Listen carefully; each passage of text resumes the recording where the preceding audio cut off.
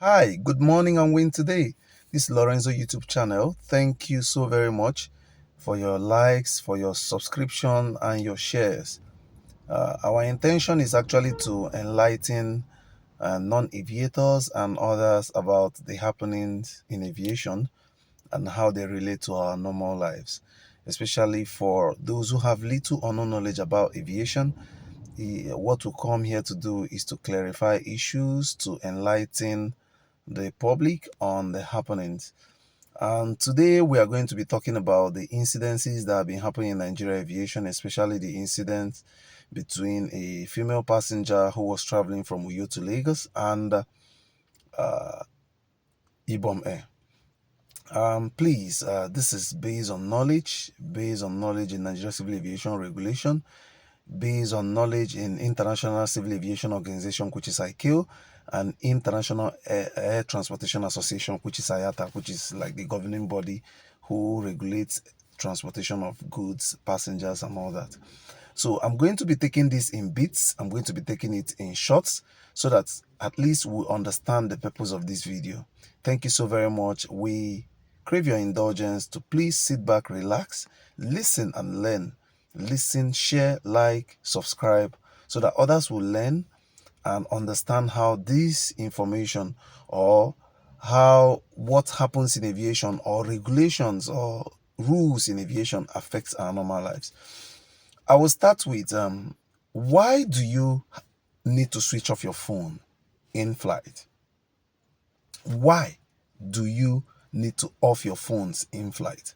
I will explain this and it's going to be done in bits.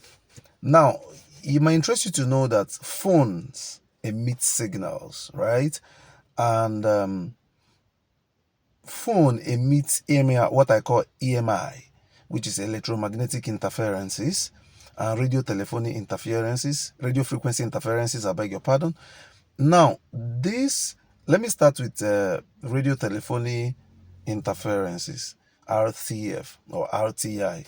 Now, this emits some signal which tend to interfere with the radio signals, with some other signals in the airplane, navigational signals, which depends on the GPS, which is Global Positioning System, to move you from point A to point B.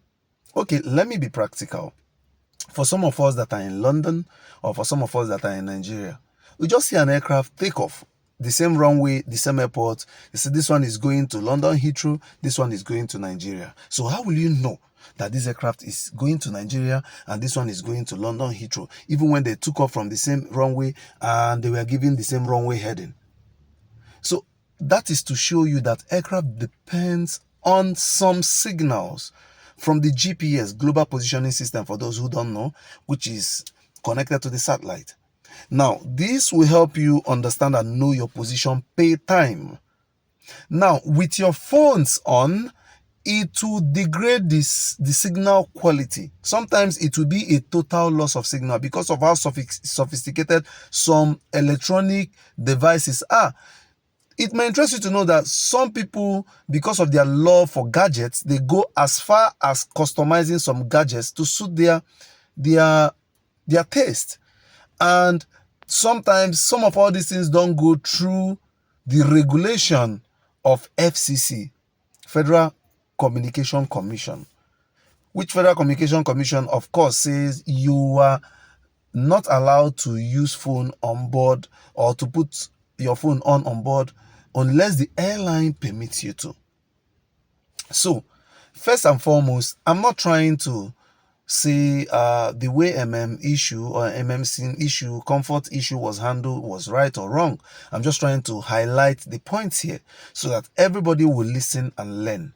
The first point here, she did the wrong thing by not offering her phone. Now, let's say maybe she doesn't know how to off her phone, or like she rightly explained that her power button was having issues.